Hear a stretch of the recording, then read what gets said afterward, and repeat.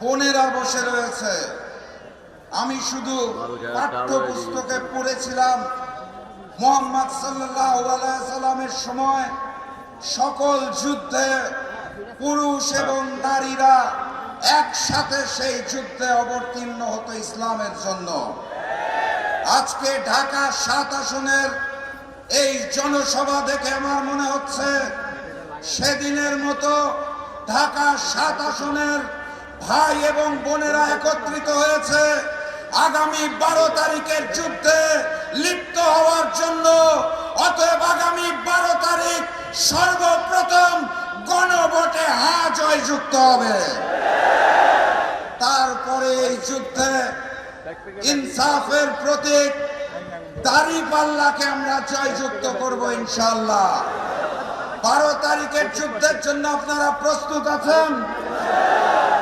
সংগ্রামী সাথী এবং বন্ধুগণ, আমাদের পার্শ্ববর্তী রাষ্ট্রের একটি শহর আছে শিলং।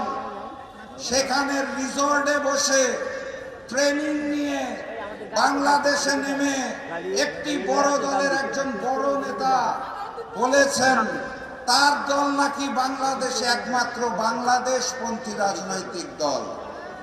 আমি ওনাকে বিনয়ের সাথে মনে করিয়ে দিতে চাই, আজকের এই মঞ্চে, আপনাদের সামনের এই মঞ্চে ৭১-এর বীর মুক্তিযোদ্ধা কর্নেল অলি সাহেব বসে আছেন। আমি স্মরণ করিয়ে দিতে চাই, আজকের এই মঞ্চে ২৪-এর জুলাই যোদ্ধা সাদিক কায়েম এবং সাদ্দাম বসে আছে। যেই মঞ্চে ৭১ এবং ২৪ মিলিত হয়, সেই মঞ্চকে আগামী দিনের প্রধানমন্ত্রী ডক্টর শফিকুর রহমান ঐক্যবদ্ধ বাংলাদেশ হিসেবে ঘোষণা দিয়েছেন।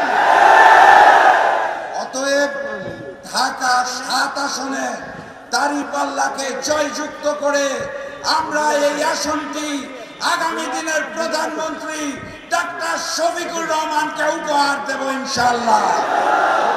ওই দলকে স্পষ্ট ভাষায় জানিয়ে দিবেন, এটাই ঐক্যবদ্ধ বাংলাদেশ, এটাই বাংলাদেশ, এটাই আগামীর বাংলাদেশ, ইনসাফের বাংলাদেশ ইনশাআল্লাহ। সংগ্রামী সাথী এবং বন্ধুগণ, বক্তব্য দীর্ঘায়িত করব না। আপনারা যার বক্তব্য শুনতে এসেছেন, আজকের প্রধানমন্ত্রী তিনি ঘোষণা দিয়ে দিয়েছেন আগামীর বাংলাদেশে কোনো চাঁদাবাজি হবে না এবং হতে দেওয়া হবে না, কোনো বৈষম্য হবে না, হতে দেওয়া হবে না, কোনো আধিপত্যবাদের সামনে এই ঐক্যবদ্ধ বাংলাদেশ মাথা নত করবে না ইনশাআল্লাহ। অতএব ১২ তারিখ গণভোটে হাঁকে জয়যুক্ত করতে হবে। আমাদের প্রিয় ভাই এনায়েত ভাইকে দাঁড়িপাল্লায় জয়যুক্ত করতে হবে।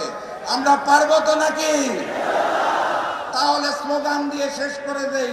যেই স্লোগান শুনে আগের জালেমের বুক কাঁপতো, নতুন জালেমেরও বুক কাঁপে। হবে নাকি স্লোগান? নারায়ে তাকবীর, নারায়ে তাকবীর, নারায়ে তাকবীর। আবারও দেখা হবে, আবারও কথা হবে ইনশাআল্লাহ। বিজয়ের পথে যাত্রা শুরু, জীবন অথবা মৃত্যু। আসসালামু আলাইকুম।